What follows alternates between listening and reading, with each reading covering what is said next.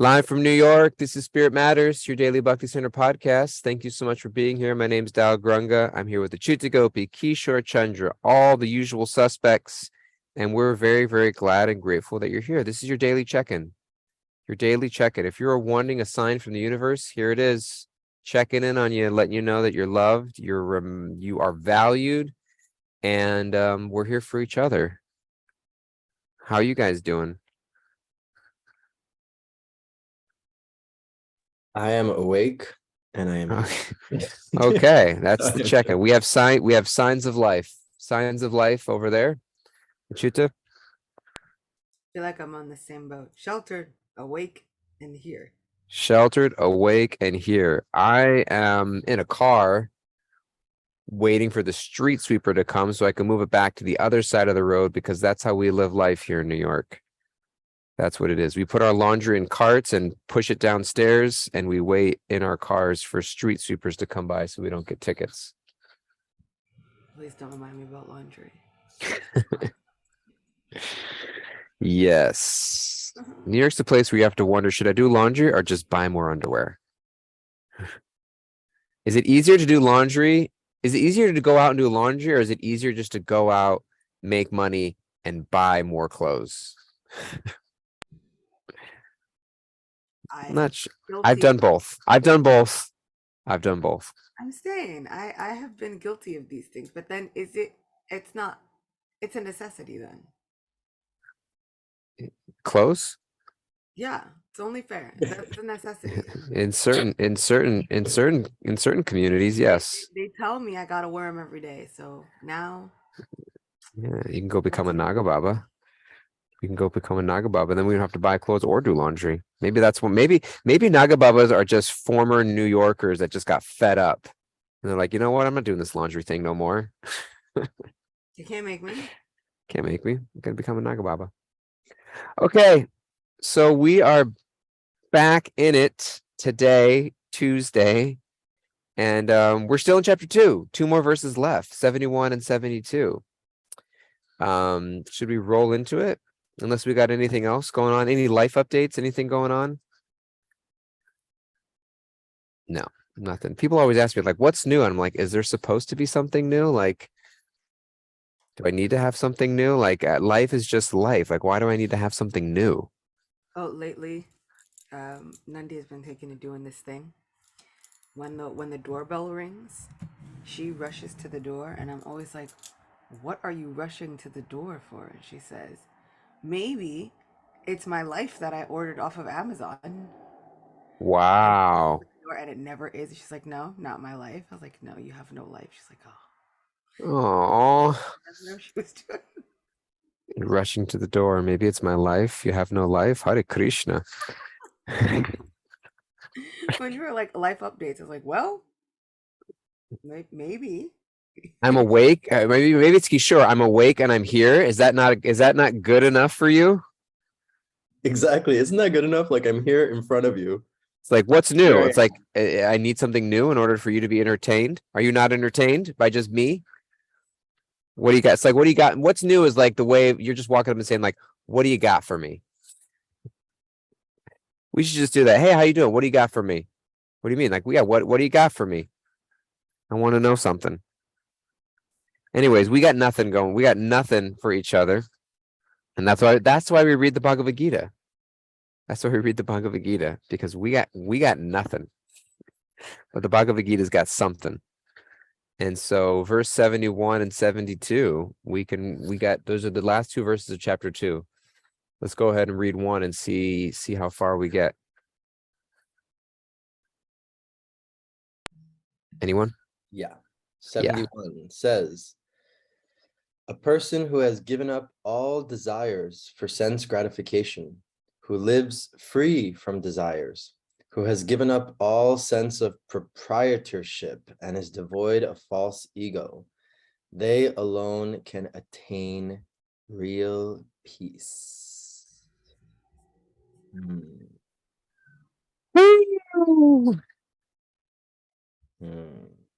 All right. I really like the word proprietorship. That made me really happy because I like words like that in general. But I just like just Because this we're idea. proprietors, Yeah, like behoove and sole proprietorship. proprietor. It behooves you to not be the proprietor. Yes, that's a very me sentence right there. But I really love this idea of the false ego in terms of how it takes over us and convinces us into thinking that we are the proprietors, into thinking that we own things. And like, if you just look at the world, it's so crazy. Like, I think the entire concept of landlordship, I don't know if that's a real word, is so insane. It's like, I own this piece of land and now I'm going to make money off of all of you because I'm the owner and I'm the proprietor and this is me and all this stuff. And it's just kind of nuts to look at the world and the fact that it's really kind of divided into that. It's like, we own, you don't, I have, you don't, I'm the controller, you're not, and therefore there's so much exploitation going on. And this verse is just so sweet because it's again describing this stita pragya, this one who is situated in transcendence, that they've they've transcended all of this stuff. And I just love the last line as well, that only after you've kind of gotten out of that sense of false ego, that sense of false ownership, that sense of not chasing after desires, can you attain real peace. Statement. Did you pay your rent? Did you just have to pay your rent today, Kishore? And that's why you're here. Like, Like, what's up with this landlord stuff? People making money off of other people. Like, it's right here in the Gita. Like, we shouldn't be doing that. it's so arbitrary, though. Actually, the Gita doesn't say you shouldn't be doing it. It just says it's not going to bring you the peace that you think it's going to bring you. Yes. Because can you tell me of a time when it wasn't happening? No, it's always been like that. At least from when I can remember. But even if we look at like Vedic history, there are landowners and landlords. There are words for it in Sanskrit. There are words for it in Hindi. There are words for it in Persian. There are words for this concept in all languages all over the world. And that these things have been happening since biblical times, since before biblical times. Like there is nowhere where this wasn't happening. And so I was just speaking to somebody this weekend and I was saying, you know what? The crazy thing is that we convince ourselves that it's only right now that it's been like this. It's only in this place. It's only at this time. And really, the craziest part is that is actually the nature of the material world. We come to this place convincing ourselves that there's going to be somewhere where we are not under control or the stringent laws of someone, something else. And yet somehow we always are. And I think that that's the stark difference between this place and the supreme transcendental abode, which is permanent, which is forever. And I find it so fascinating that we come to this place and then we're like, oh, but these rules shouldn't apply. It's like we're using the other rules for this place, and then it's all backwards. I was looking at the word because you're talking about the word in Sanskrit of this verse for proprietorship. It says without a sense of proprietorship is near mama. So mama is the word for proprietorship, which means mine. And I forget, I don't know if it was on this show or if it was on Sunday or somewhere, Achyuta, you were offering the phrase idam Krishna, idam near mama. That this is for Krishna, this is not for me. The idea of like when you do like any kind of yagya or sacrifice or and so I was just thinking of the concept because Prabhupada, it's interesting because Prabhupada mentions it in the first line of the purport. He says to become desireless means not to desire anything for sense gratification. In other words, desire for becoming Krishna conscious is actually desirelessness. And so I was just contemplating on the idea of spirituality being a shifting of desire, and how the idea of proprietorship isn't that nothing belongs to me, but that everything belongs to Krishna. Everything belongs to Krishna. And I think that when we, I just wanted to bring that up and volley it back to you guys to hear your thoughts on that more. I agree. Everything belongs to Krishna. glad we settled that. Now we just get to get my landlord on the same page. Exactly. But I really appreciated Achuta's point because, I think we always come back to this topic of trying to fix the material world and how can we fix something that is that is broken. Because I don't know why this popped into my head, but I was just thinking about like the pyramids and like all of this and like slavery back in the day, like back like thousands and thousands of years ago. And it's like all of that stuff existed then. And I think sometimes we like to convince ourselves that we're living in like these pseudo humanitarian, whatever, human rights, civil rights times. And I did not know what was happening in Qatar. I still kind of don't know, but someone was kind of like filling me in on what's happening in Qatar with like this whole World Cup situation. And they were just telling me about like the amount of workers that died, that they reported that died to build like the whole World Cup stadium. And it's like in the thousands and thousands and thousands and thousands and thousands. It's a lot. And I was kind of just sitting there like, yeah, that's, like I almost wasn't surprised, which I felt bad about, but it's like, yeah, this is how it's been. This is how it is. This is how it was like thousands and thousands and thousands of years ago. Somehow we're still here and it's still like this. And I think that this idea of trying to push against, like trying to solve the problems by redistributing things, or it's not yours, it's mine, because that's always what it comes to. It's like, okay, it's not yours, but it's actually mine and it belongs to like us and the people. And so I really like, which has its own problems, as history has proven. And so I really like here this concept that it's like, it's not yours, it actually all belongs to Krishna. And when we see things in relationship to Krishna, then that really changes the script in a sense. Mm. Mm-hmm. Mm. Mm-hmm. Yeah, because I feel like that's the only way, it's like only one who is free from desires. And the first line, Srila Prabhupada is giving you a gentle, like, there's no way anyone can be free from desires. And Krishna will say it later also. There's actually no way that anybody can be free from desires completely. There is no way. And so then it can kind of frustrate Arjuna and any other reader looking for this advice desperately to then, Krishna's like, well, the only way to attain real peace is to become desireless. And then it's like, well, how do you become desireless? It's like, well, technically you don't. And it's like, well, what am I supposed to do? And then there comes the soothing balm of, offer to me, no problem. I'll take care of the rest. And I think that that's such a gentle way of looking at it. Krishna already knows that we're going to be filled with desires. Krishna knows. And so we don't have to spend our time feeling guilty about the fact that we even still have them. Now it becomes, okay, now what do we do with it? We understand that these problems are always going to be there. And so there was one time my brother asked me, he's like, how are you? I said, I have a bit of a headache. He's like, yeah, but you always have a headache. I was like, that's true. And so then he's like, if you always have a headache, shouldn't that just be like normal? How are you feeling? Normal? Like, at what point do we accept the normal? And so I think that this is what we trick ourselves into, that having desires, having all of these things is not normal. It's completely normal. Now, what do we do with it? How do we tailor them?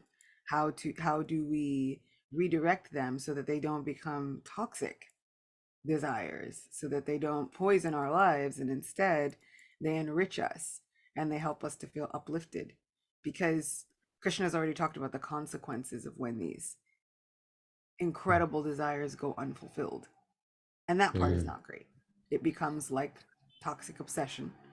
It becomes another addiction for us instead of something that can uplift us. So how do you do it? I mean, Krishna said to do the things. He was like, just give it to me. So there are some times I'm like, it's yours now. Here you go, God. Take the wheel. Sure, you're going to say something? Yeah, in the purport, Srila Prabhupada says, real desirelessness is desire for the satisfaction of Krishna, not an artificial attempt to abolish desires. The living entity cannot be desireless or senseless, exactly what Achyuta was saying. But they do have to change the quality of the desires.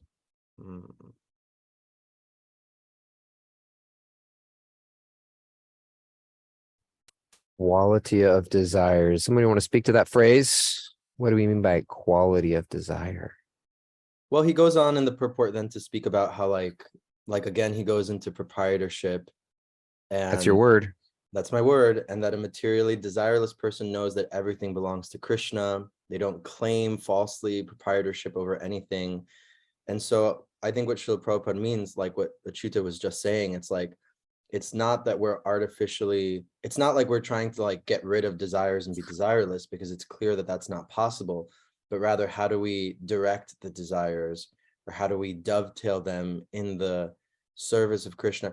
You know, something that really always resonates with me, one of my friends says this, is like, how do we show up to Krishna just as we are without trying to like hide things and be like, oh, I want this or I that. It's like, we have desires, it is what it is.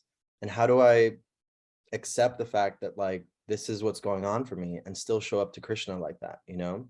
Because I think the more that we try to hide things that are going on with us, it's like an unhealthy relationship, you know? Whereas like, the more that I can just accept and be like, yeah, Krishna, this is what I got going on for me. This is what's happening. This is my specific conditioning, you know? It's like that honesty with you and Krishna, that's going to create some sort of dialogue, some sort of reciprocation, some sort of something, you know, something's going to start to happen when you get real honest in that space. Maharaj calls that the hallmark of a Vaishnav, which is just simplicity. And I'd used this once in maybe a different podcast lecture or something. And I was talking about the simple heart of a Vaishnav and this idea of simplicity. That is the thing that actually conquers Krishna. And someone told me, they're like, oh, you know, I think you need to change your language because women are called simple all the time and all this stuff. You know, we can be complex too. And I was like, we are talking about two different definitions of the word simple. You're talking about simplicity where its opposite is complexity, and I'm talking about simplicity where its opposite is duplicity. And that's how the Maharaj frames it. It is simplicity whose opposite is duplicity. The duplicity is when we start hiding things. The simplicity, he says, is when you're in a classroom and the teacher says, does everyone understand? And there's that one brave student who says, I don't. I need more. That's simplicity. Not to say that you can't be complex and you're not a complex thinking and feeling emotional person. It is counteropposed to this duplistic hiding that we do that Kishore is speaking about. So how do we change the quality of our desires? We get honest and we look at what we're actually searching for. Am I doom scrolling because my fingers like to scroll, or am I doom scrolling because I'm desperately looking for connection? Are we actually being honest and getting to the root of what our desires are in order to actually be able to shift them? We can't shift the perspective unless we're actually looking at what we're doing and why we're doing it. I think that's when you mentioned the teacher asking, does everyone understand? And that one brave student reaching up and saying, I don't. I think that's one of the trickiest things in spiritual life, when, you know, everyone's asking, how are you doing? And everyone's saying everything's going okay, but there's a brave person that reaches up and says that they're struggling. And oftentimes that person can get ostracized or rejected or turned on.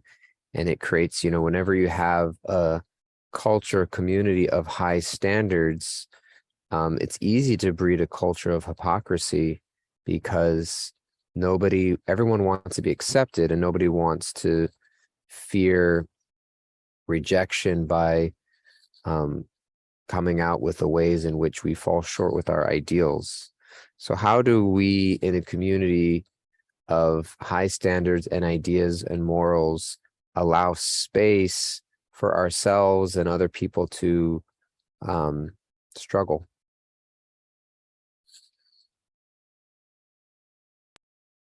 I mean, I think that, on a personal level, I'm the type of person, as I'm sure you all know by now, that I can't hide what's going on.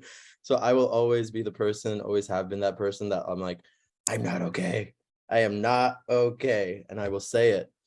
And it is really scary, like from just my own personal perspective, it is very scary when everyone in the room is like, everything's great and I'm fine and I love everything. And I'm just like, okay. And so it does, I think it behooves us to to really be able to feel, to create spaces where we feel safe, where we can actually say those things. And I think that that's the most important thing, because if the space is not created, then the people will not feel that they can actually speak that. And it does take that like one or two people. And I also think like people in spaces of like, I don't know what the word is, leadership, or like more spiritually advanced, or they've been on the path for a longer time. Sometimes people who are just coming into bhakti or just learning, like they tend to think that like, we're just like happy spiritualists and we're just like on cloud nine and transcendence, stita pragya all the time. And it's like being able to like really commiserate with people and like shared struggle, like shared struggle, like, no, actually I go through this too. Actually, this also happens to me. It creates a very deep sense of camaraderie. I think it creates a sense of safety, of like a ground, a groundedness where it's like we can actually be real with each other and share what's really going on. So I think just more sharing, more honesty, more being able to say like, yeah, I'm not doing so great, or like, yeah, I started we had a yoga teachers meeting the other day, and one of the check-in questions, which was really funny because I didn't know how to phrase it. One of the questions was, okay, the first question is, how are you? But like, really, like, actually, like, we really want to know how you are. And everyone took it to heart, and they were just like sharing their hearts. And they were like, and some people were like, actually, I'm okay. And some people were like, actually, I'm not okay. And all this stuff is going on. And it's like, just adding a little bit of like, no, tell me how you're really doing. It just creates such a sense of being able to be honest and sharing from the heart, I feel like. I think it is really, really, really important, though, to give that time to establish that safe space, not just to create it, but to actively show how safe it is and how safe it will continue to be. And I think sometimes that's a step that we skip. We're like, oh no, we've created this space. Now tell me all your most in depth issues. And it's like, yeah, yeah, no, you've created this space. You have not actually established that this space is safe, though. It takes some time. And I think that can be okay. It can be okay for it to take some time for this space to feel safe, even if it has been created. We don't have to skip this step of letting ourselves settle into that space first. Because I think that sometimes it can also be the other way. It's like there are some people who just like, what if I take a longer time to settle into free space than others? I know I came from a background where it was just safer never to say anything, never to complain at all. And um, I know like a lot of like minority kids have grown up like that. It's like somebody asks you how you are, you're fine. That's it, done, and never anything else. You're good. So I know that sometimes it can feel almost like culture shock to get into this place of like, no, no, no, share deeply and share your heart. And people are like, I don't come from that culture. What are we talking about? Like, it's not just, it's a whole culture. It's like, it's a different culture that I come from altogether. So it's okay if it even takes you longer than others. There's no rush on it. There's no timeline on it. There's no like, but just to keep establishing that the space is here. And eventually, people will open up. I hope. That's my hope. That's my hope and idea. Mm, thank you. Beautiful, beautiful, beautiful. We're right close to time, and so I'm going to turn to our dear Kimberly to see if she wants to take us away with a few takeaways. All right. We're taking away today that having desires is normal, but we can That's shift. good. Yeah. But we can shift its quality to become more uplifting, to create spaces where we can be honest about how we actually are and what we're looking for. And lastly, everything belongs to Krishna. So let's see things in relation to him. Everything belongs to Krishna, so stop charging me so much rent. It's my close way. Final words. Well, you took the words out of my mouth to start. That's no, my mom's a landlord, so I know, like, I know the other side of it too. And I used to work in I was never a landlord, but I used to work fighting with landlords in court. Anyway, that's a whole nother Sounds like you're still doing that. I think I'm taking away just this reminder of Kimberly put it so well that, like, yeah, I'm not the proprietor. This word proprietorship is still very much in my mind, of just seeing Krishna as the ultimate proprietor, that everything belongs to Krishna. And the more that I can see things in relationship to him, then the more peaceful I will be. Like, that's the word that's used in this Bhagavad Gita. And it's so interesting because that word everything sometimes can feel like overwhelming, or it's like everything. And it's like almost like there's this like peacefulness of being like, yeah, everything, like everything, the people who come into your life, the way that things are going, your landlord, like everything is somehow in relation to Krishna. And so I remember when I'll end that because I could go on a rant, but when I start to think, when I find myself like falling into the material pool, or thinking of people in a very material way, like, oh, that landlord or this person or this whatever, the moment that I can shift it to like, actually, this person has a connection with Krishna. They might not even know, but they do. It kind of calms me, and it reminds me, like, oh yeah, everything belongs to Krishna. Krishna is in everyone's heart.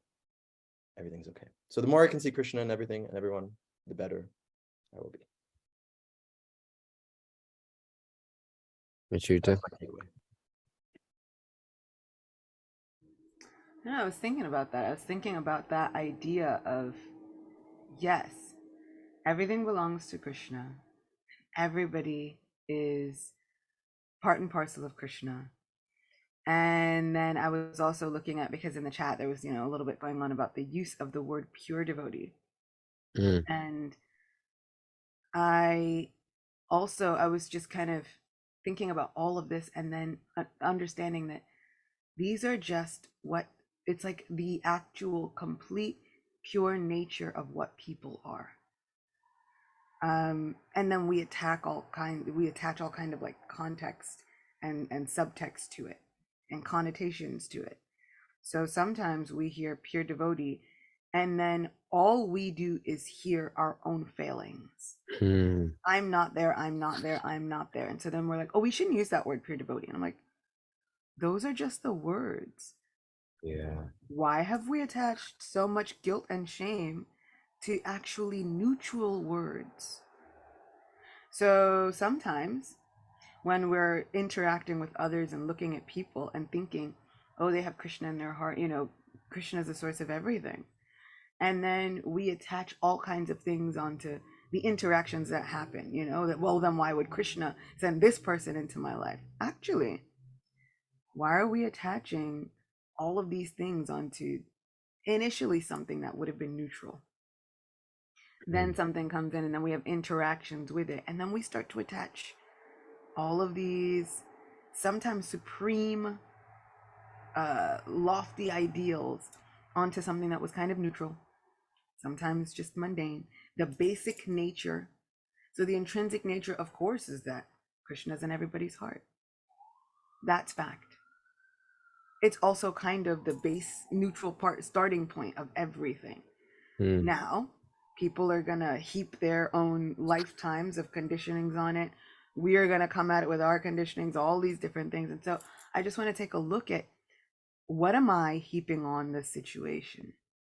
And then what is actually true about whatever situation that I'm in? What am I heaping on to this pure devotee ideology? And what does it actually come with? It comes with hope that we can all reach that standard. Now, if we're coming to it just like, oh, but it makes me think of my failings, I'm like, then that's an us issue. We've got to look at that. And it might also be the way that the words are wielded by others, but it's not the fault of the pure devotee or even the terminology. That's just fact. Neither good nor bad. It's now all the conditioning that we heap on it. So I kind of want to start like checking my conditioning. Mm. You guys said a lot of good stuff. I feel like I want to keep talking about it, but for me, I love what you're saying, Achuta, in regards to the react, because I was just talking about that this morning, earlier, about when sometimes we say something and then it triggers so much guilt and shame. They could talk about like desires, and then people get guilt and shame. You're telling me it's bad to have this desire. I'm like, I didn't say it was bad to have that. I'm just saying you should be aware, like, I have that desire. And so I appreciate for me to turn it on myself as like the triggers I have towards words and what they mean for me. But the real takeaway that I had for me before you guys started speaking was just the idea that this is for Krishna and not for me. And the idea of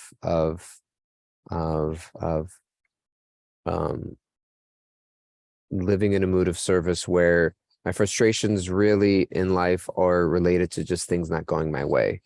And if I can let go of the idea that things need to go my way, I can start opening myself up to higher plans that may be in place.